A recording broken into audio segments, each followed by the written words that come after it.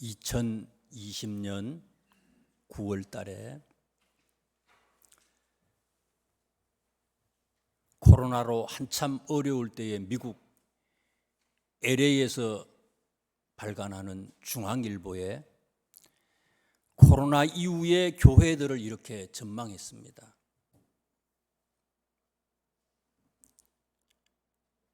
교인들의 숫자가 격감하게 될 거고 교회 재정 상태가 급속도로 악화가 될 거다.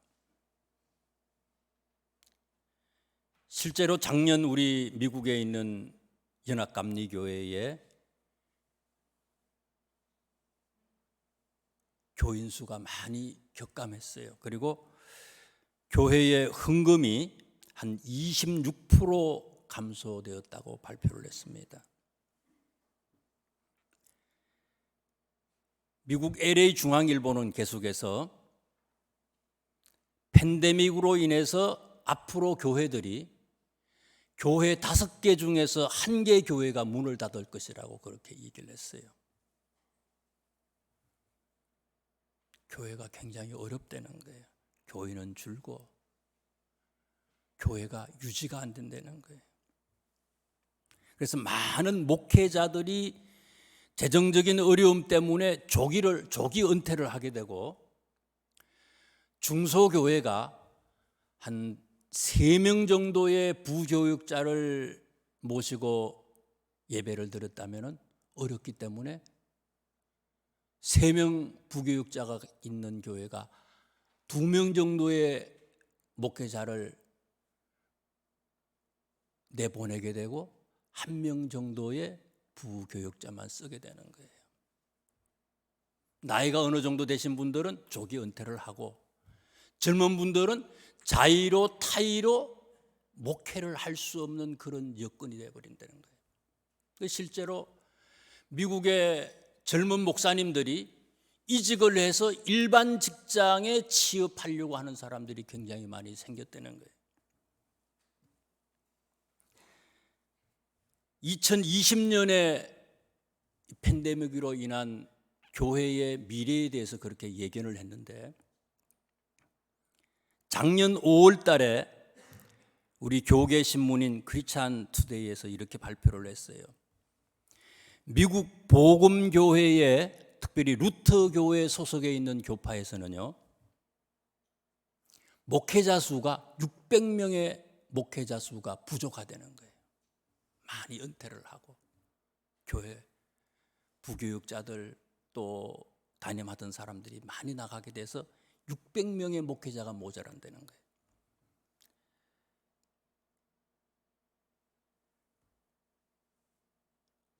(6개월) 동안, 반년 동안 담임 목회자가 없는 그런 공석의 교회가 많이 있다는 거예요.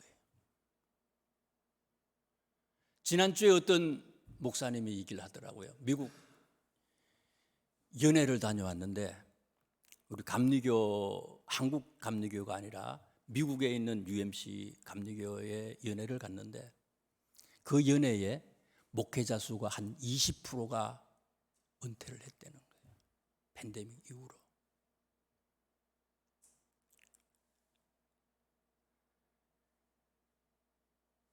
오늘이 주보를 보시면은요, 주보 이 순서를 이렇게 보시면은 일부 예배 순서에 오늘이 주현절 2번째 주일이고 신학대학 주일이에요.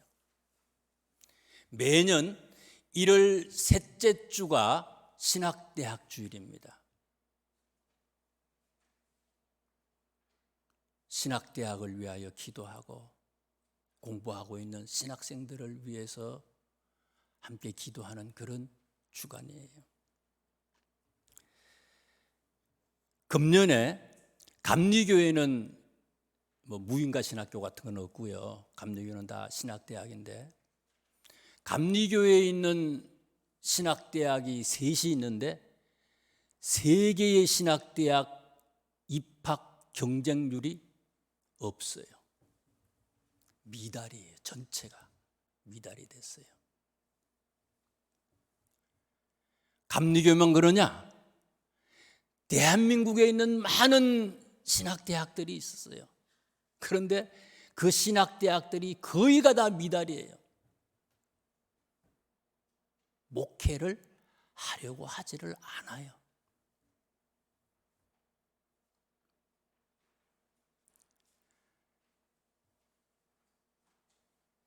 전도사님들, 목사님들 장가를 못 가요.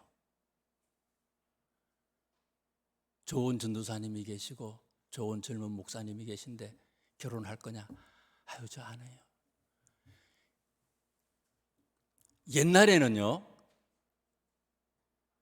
제 주변에도 보면요, 목회자 사모가요, 의사도 있어요. 제 주변에 목회자 사모가 변호사도 있어요. 목회자 사모가 약사도 있어요. 교사도 있고. 요즘에는요, 아이고, 안 간다는 거예요. 신학생도 대학을 진학하지 않고 신학대학에 지원을 하지 않고 또 지원해서 가도 목회자와 결혼하려고 하는 젊은 아가씨들도 없어요. 심각해요. 앞으로 교회들이 문을 닫는 교회들이 생겨납니다. 목회자들이 모자라는 시대도 와요. 오늘 본문의 제목이 뭡니까? 말씀의 제목이 뭐예요? 제가 설교 제목을 목자를 뭐 하라고요? 죽여라. 좀 표현이 그래요. 좀 살벌하네요. 목자를 죽여라. 개역 개정판 제가 읽어드린 이 말씀에는요, 오늘 제가 읽어드린 이 말씀을 이렇게 제목을 달아놨어요. 목자를 치라는 명령. 치라. 이것을 쉽게 번역한 표준세모적에서는요, 목자를 죽이래요. 죽이라고 하는 명령이라는 거예요. 하나님은 스가랴 선지자에게 마지막 날에 되어질 일들에 대해서 지금 예언하고 계시는데 보여주세요. 마지막 날이 어떻게 될 거냐? 엄청나게 많은 목자들이 죽을 거라는 거예요. 팬데믹 이후에 일어나는 여러 가지 사태는요, 이미 그것들에 대한 전조증상이에요. 그런 현상이에요. 이미 주님 오실 때가 머지않았어. 그런 상황이라는 거예요. 오늘 제가 읽어드린 8절 말씀에 보니까 온 땅에서 몇 명의 목자가 죽게 될 거라고요? 몇 명의 목자가 멸망하게 될 거라고 얘기를 했어요? 3분의 2가 멸망할 거래. 3분의 2가. 3분의 2가 죽고 3분의 1만 살아남을 거라는 거예요. 이 목자라고 하는 게 뭡니까? 직역하면 목회자를 얘기하지요. 양을 치는 목동들, 목회자를 얘기하고요. 의역으로 하면은 베드로전서 2장 9절에 보니까 베드로 사도가 뭐라고 그랬어요? 너희는 택하신 족속이요 왕같은 제사장이다. 예수님을 믿는 모든 사람들이 제사장이에요. 예수님이 십자가에서 돌아가실 때에 성전 휘장이 찢어졌잖아요. 위에서부터 아래까지. 오직 예수님만이 제사장이고 대제사장이시고 예수님만이 대제사장이고 우리는 제자로서 위임받은 제자들이 됐다는 거예요. 7절에 있는 말씀을 다시 보시면은요, 목자들이 죽임을 당하는데 그 목자들을 어떤 목자들이라고 얘기하는가 하면요, 내 목자. 하나님이 내 목자래였대요. 내 목자. 또 내짝된 자, 이렇게 내짝된 자. 짝이에요. 짝꿍 있잖아요. 아주 가까운 하나님과 가까이 했던 그런 사람들이었는데, 그런 하나님과 가까운 짝꿍 3분의 2가 죽임을 당한다는 거예요. 3분의 2가 멸망할 것이다. 멸망이라고 하는 히브리의 단어가요, 카라트라고 하는 말, 카라트. 참 이게 그 옛날 이쪽 그 히브리 말, 또 그쪽에 그 라틴 말, 이런 말들이 쭉 와가지고 영어가 되고 이렇게 오늘날의 말들로 이렇게 된 것 같아요. 카라트. 카라트라고 하는 말이 멸망인데, 카라트는 영어로 말하면요 커트예요. 자른다는 말이에요. 멸망이라고 하는 것은요 칼로 잘라내는 거예요. 칼로 도려내는 거예요. 커트하는 거예요. 도려내는 거예요. 아주 하나님과 가까운 그런 단짝이었던 하나님의 사람들인데, 그 사람들을 하나님이 칼로 도려낸다는 거예요. 칼로 그냥 싹둑 잘라버린다는 거예요. 카라트를 시킨다. 죽게 만든다는 거예요. 그럼 하나님이 이렇게 짝꿍된 하나님의 백성들을 멸망시키는, 죽이는, 잘라내는 이유가 뭐냐 이거예요. 스가랴서는 오늘 13장 그 이전 말씀부터 계속해서 그 이유를 설명을 했어요. 특별히 13장 1절 2절에 있는 말씀을 보세요. 1절과 2절 제가 읽어드립니다. 13장 1절 2절입니다. 그날에 죄와 더러움을 씻는 셈이 다윗의 족속과 예루살렘 주민을 위하여 열리리라. 만군의 여호와가 말하노라.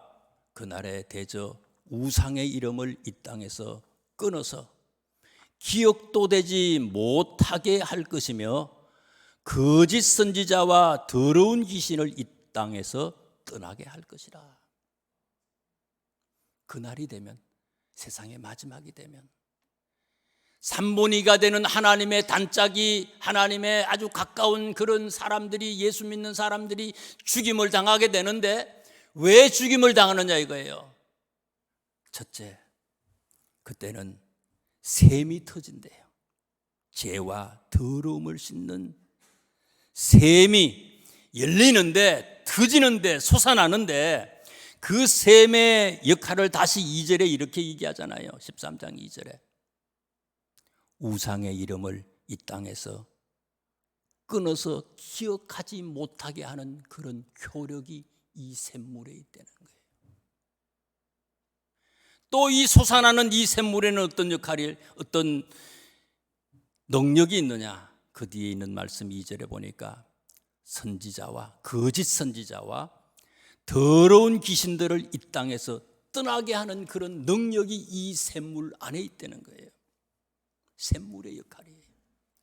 우상을 섬기지 않게 하시고, 이 샘물에 씻김을 받고 이 샘물을 마시는 사람들은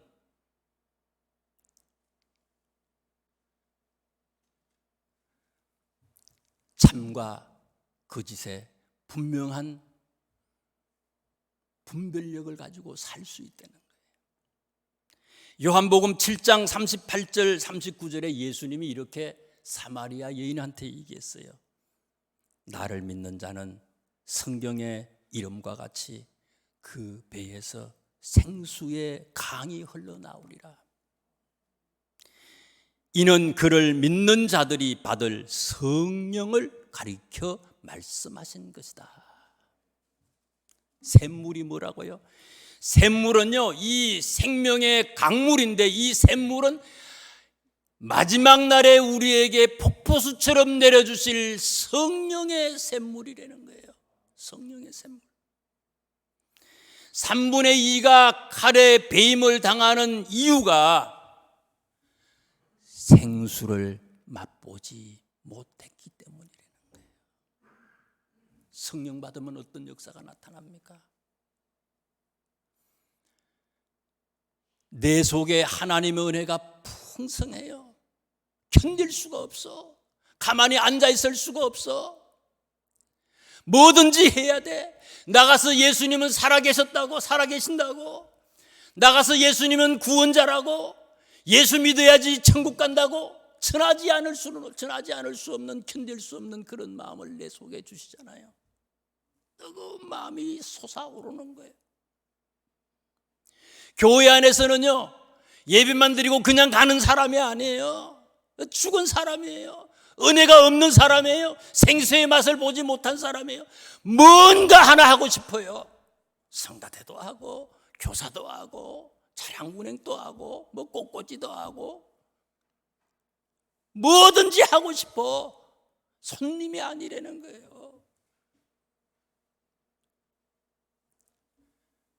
내 속에 성령의 생수가 가득하지 않기 때문에 이런 열정이 없다는 거예요. 이런 3분의 2, 이런 사람들이 3분의 2에 속한 사람들이고, 이 사람들을 마지막 날에 하나님은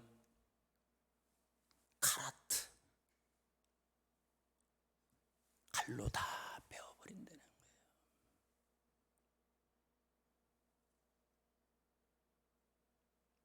두 번째, 3분의 2가 멸망을 당하는 이유가 어디에 있느냐?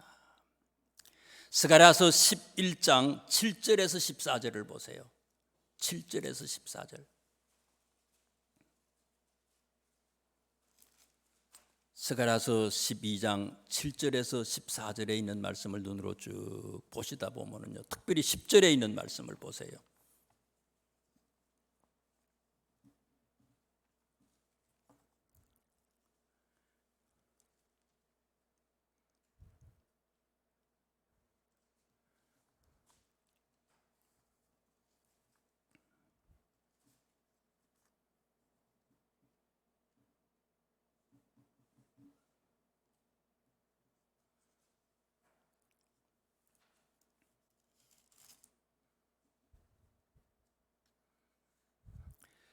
아, 7절을 제가 읽어드리겠습니다. 11장 7절.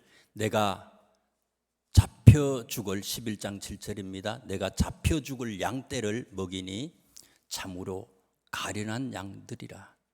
내가 막대기 둘을 취하여 하나는 은총이라 하고 하며 하나는 연합이라 하고 양떼를 먹일세.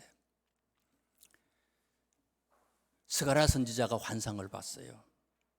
막대기 둘의 환상을 봅니다. 막대기 둘이 있어. 그런데 그 막대기의 이름이, 하나는 뭐라고요? 하나는 은총이래. 은총. 은총이다. 하나님의 사람은요, 은혜로 사는 사람들이 아닙니까? 모든 것이 은혜로 살아가는 거예요. 죽을 수밖에 없는 우리들인데 은혜로 하나님이 우리를 사랑하셔서 그의 아들을 보내셔서 우리를 천국 가게 해주셨어요. 내 힘으로 죄에서 씻음받은 사람들이 아니잖아요. 내 힘으로 지옥에서 천국 갈 수 있는 사람이 된 게 아니잖아요. 전적으로 하나님의 은혜로 살아.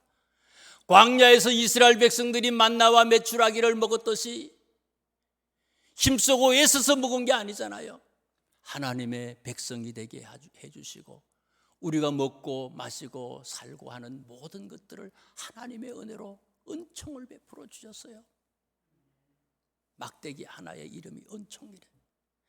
진짜 예수 믿는 사람은요, 모든 것이 은혜고 은혜라고 하는 것을 알고 있어야 된다는 거예요. 은혜, 은총, 감사. 은혜, 은총의 열매가 뭐예요? 감사 아니겠어요? 감사. 진짜 은혜가 되는 사람은요, 감사하는 거예요. 항상 기뻐하라.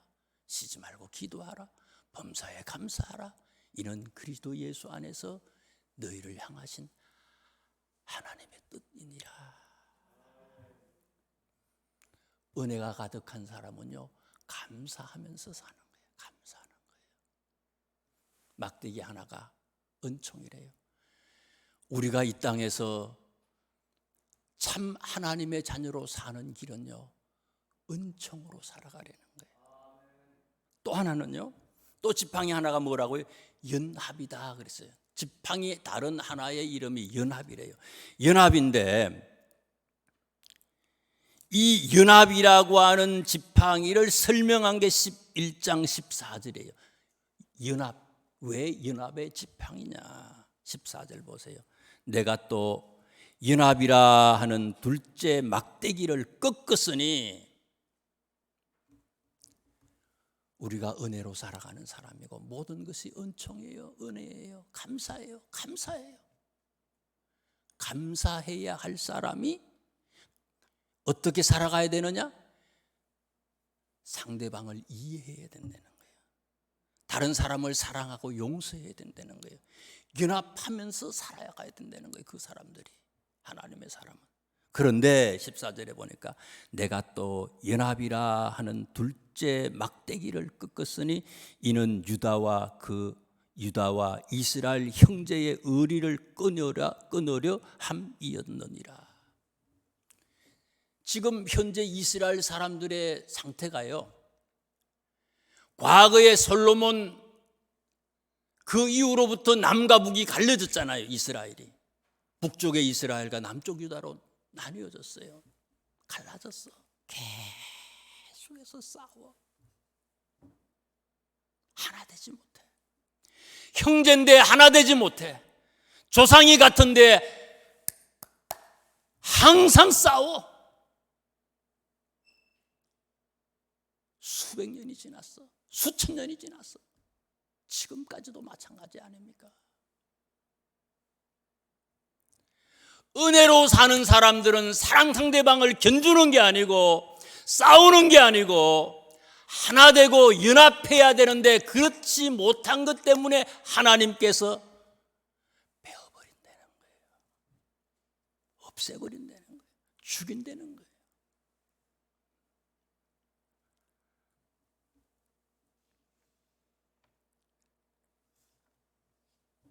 마태복음 5장에서 7장까지 말씀이 산상수훈의 말씀 아닙니까? 내용을 요약하면 뭡니까? 하나님을 사랑하고 이웃을 사랑하려는 거예요. 진짜 은혜로 살아간다면 이웃을 사랑하려는 거예요. 마태복음 5장 44절에서 45절에 예수님이 이렇게 얘기하셨어요. 나는 너희에게 이르노니 너희 원수를 사랑하고 너희를 박해하는 자를 위하여 뭐 하라고 하셨어요? 기도하라. 기도하라. 원수를 위해서 기도하고 너희를 박해하는 사람을 위해서 기도하래요. 그런데 우리는 어때요? 곧바로 반응하죠.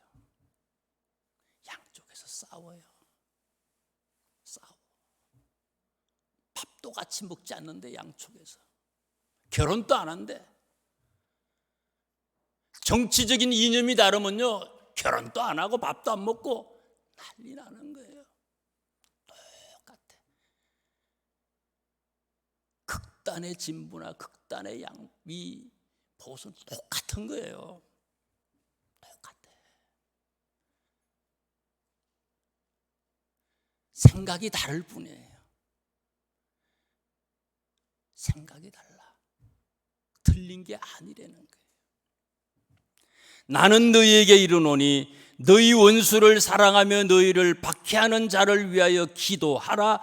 이같이 한즉 하늘에 계신 너희 아버지의 아들이 되리니. 그렇게 해야만이 하나님의 아들이 되는 것이고 그렇게 해야만이 그게 예수 믿는 사람이라는 거예요. 그런데 예수 믿는 아주 가까운 하나님의 단짝인데 그게 안 된다는 거예요. 예수의 이름으로 극보수로 서고 예수의 이름으로 극자로 서고 이건 아니라는 거예요. 나뉘어지는 게 아니라는 거예요.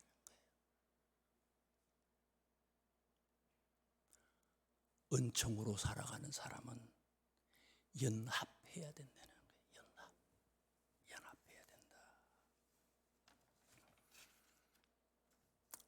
세 번째, 3분의 2가 배임을 당하는, 멸망당하는 이유가 어디 있느냐? 9장 9절의 말씀을 한번 보세요. 앞에 조금 앞에 스가랴서 9장 9절입니다. 이런 얘기를 하셨어요.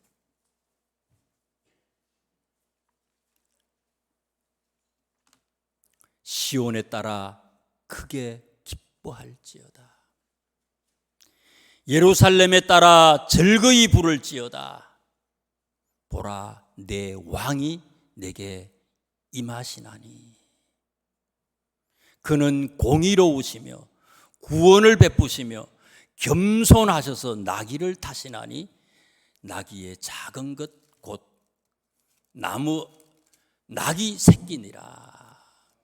누구를 얘기하는 것 같아요? 예수님이 얘기하는 거죠. 예수님이 뭐라고요? 예수님이 왕으로 우리에게 오신다는 거예요. 우리의 왕이 누구라는 거예요? 예수님이 우리의 왕이시라는 거예요. 예수님이 우리의 왕인데 예수님을 왕으로 인정하지 못하는 사람, 그런 사람들이 배임을 당하는 3분의 2의 사람이라는 거예요.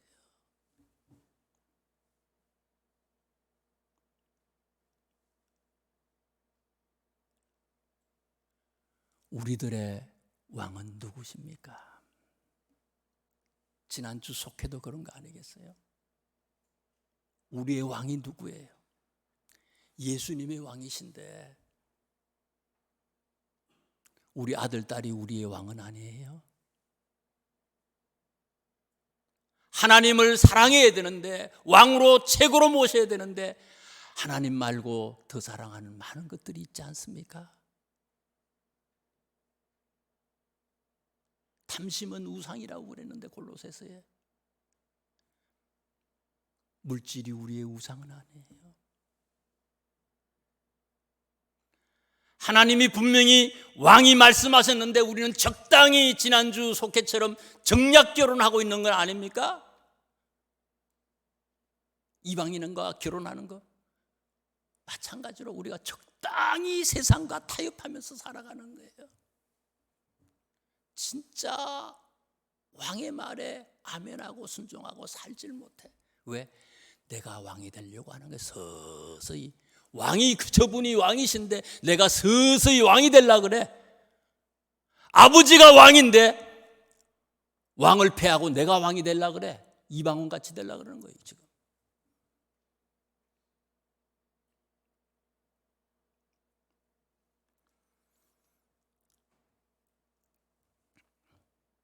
스가랴서 13장 9절의 말씀을 한번 보세요. 이제 마지막입니다. 13장 9절의 말씀. 3분의 1은 이것 때문에 하나님께서 멸하시는데 생수 터진 성령의 생수를 마시지 못하고 은총받은 사람들이 연합하지 못하고 예수님을 왕으로 모시지 못한 것 때문에 3분의 2가 죽임을 당하는데 나머지 3분의 1은 보세요 어떤지. 9절부터 나옵니다. 13장 9절. 내가 그 3분의 1을 불 가운데에 던져 은같이 단련하며 금같이 시험할 것이라. 그러면 나머지 3분의 1은 그냥 편안하게 가만두시느냐? 그것도 아니라는 거예요. 나머지 남아있는 배임을 당하지 않는 3분의 1도 어떤 사람들이라는, 그 사람들에게도 하나님은 그 사람들을 어떻게 한다는 거예요? 불 가운데에 내던진다는 거예요. 엄청난 시련이 우리 앞에 있다는 거예요. 예수 믿는 게 쉽게 그렇게 믿어지는 게 아니라는 거예요. 쉽게 사는 게 아니라는 거예요. 엄청난 고난이, 분명한 선택을 해야 될 그럴 때가 이 시대고 더한 시대가 앞으로 또 온다는 거예요. 분명한 선택을 해야 된다는 거예요. 불 가운데 던져지지만은, 그러나 나와 내 집은 여호와만을 섬기겠노라. 분명한 선택을 할 수 있어야 돼요. 불 가운데에 던져진대요. 적당히 타협하지 말래요. 은같이 연단시킨대요. 금같이 시험할 것이래요. 물속에 들어가서 철광석이 그냥 은이 되고 금이 되고 얼마나 뜨거워. 엄청 고난을 당한다는 거예요. 많은 사람들은 배교하고요, 많은 사람은 적당히 하고요, 많은 사람들은 뒤돌아가지만은 진짜백이 3분의 1은 어떤 사람들이냐? 계속해서 보세요. 9절에 있는 말씀. 금같이 시험할 것이라 그들이 내 이름을 부르리니 내가 들을 것이며. 여러분, 진짜백이는요, 남아있는 참 3분의 1, 진짜 천국의 주인이 될 수 있는 하나님의 아들과 딸들은 어떤 사람들이냐? 이들의 공통적인 특징이에요. 불 속에 던져지지만 은처럼 시험을 받고 금처럼 단련되고 시험을 받지만 그 환난과 고통 속에서도 그들은 한결같이 뭐를 외친다고요? 예수의 이름을 부른다는 거예요.